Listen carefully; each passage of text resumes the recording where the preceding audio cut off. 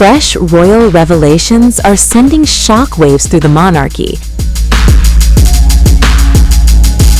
as a new book claims Queen Elizabeth II stood firmly by her son Prince Andrew, even as controversy closed in from all sides.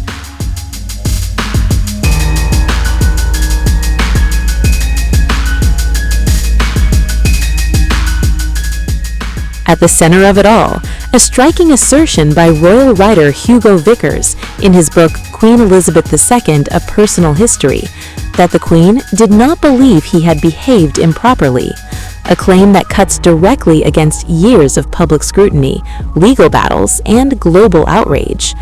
According to Vickers, the Queen's view of Andrew never fully changed, remaining rooted in a much earlier image, one captured by photographer Cecil Beaton, who once described the young prince as cheerful and polite and willing to please. And that childhood impression, it seems, stayed fixed in her mind. While others did not share this impression, certainly in later life, it is almost certainly that polite little boy who was fixed in the Queen's head, Vickers writes. But outside palace walls, a very different narrative was unfolding. Andrew's ties to convicted sex offender Jeffrey Epstein and Epstein's associate Ghislaine Maxwell had already triggered global backlash, raising serious questions about judgment and accountability. The situation escalated further in 2022, when Andrew reached a reported $12 million settlement in a civil sex abuse case brought by Virginia Giuffre.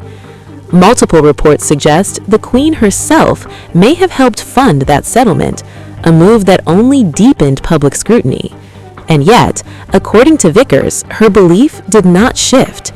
She did not believe he had behaved improperly. Still, the toll was undeniable. Andrew's mounting scandals, his public fall from grace, all of it caused the Queen considerable distress in the final years of her life. She was deeply concerned about his future. So concerned that in her final year, one idea reportedly took shape behind palace doors, a foundation, one that Andrew himself could administer, offering him a role, a purpose amid the fallout. But the damage had already been done. The turning point came in November 2019 with Andrew's now infamous BBC interview, where he attempted to defend his relationship with Epstein. Instead, the interview backfired spectacularly. Vickers writes, Andrew had deluded himself into thinking it went well. Reality hit fast. Within a week, he was asked to step down from public duties, stripped of military titles, patronages, and effectively removed from royal life by the very institution he once represented. From that moment on, his public appearances were reduced to family funerals and occasional appearances at Christmas and Easter services. Yet, even as public opinion turned sharply against him, the Queen appeared to shut out much of the noise. Following the interview, he could do no right, Vickers notes, highlighting the relentless criticism that followed. Even moments meant to be solemn became controversial. In March 2022, when Andrew escorted the Queen into Westminster Abbey for Prince Philip's memorial service, both arriving together from Windsor, backlash was immediate. A reflection of just how far his public standing had fallen, and what followed would only deepen that fall. Vickers points out, it was perhaps fortunate the Queen did not live to witness the final chapter of this saga, because after her death in 2022, the consequences escalated further.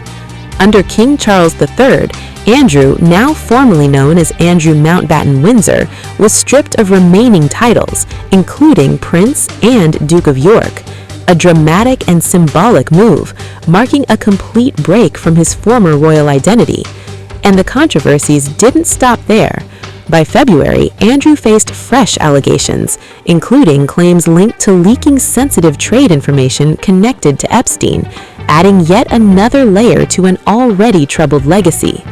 Long before these scandals, Andrew had served as the UK's Special Representative for International Trade and Investment from 2001 to 2011, a role that earned him the nickname Air Miles Andy due to frequent taxpayer-funded travel. But today, that image stands in stark contrast to his current reality. Reports suggest he is no longer residing in grandeur, but instead living in a modest second-hand caravan on the Sandringham estate after being evicted from the 30-room Royal Lodge. A dramatic fall from royal privilege to isolation. And through it all, one constant remains at the heart of this story: a mother's unwavering belief. Despite scandal, despite public backlash, despite everything that unfolded, Queen Elizabeth II never stopped seeing her son as that cheerful, polite little boy. A belief that, even in the face of overwhelming controversy, never wavered.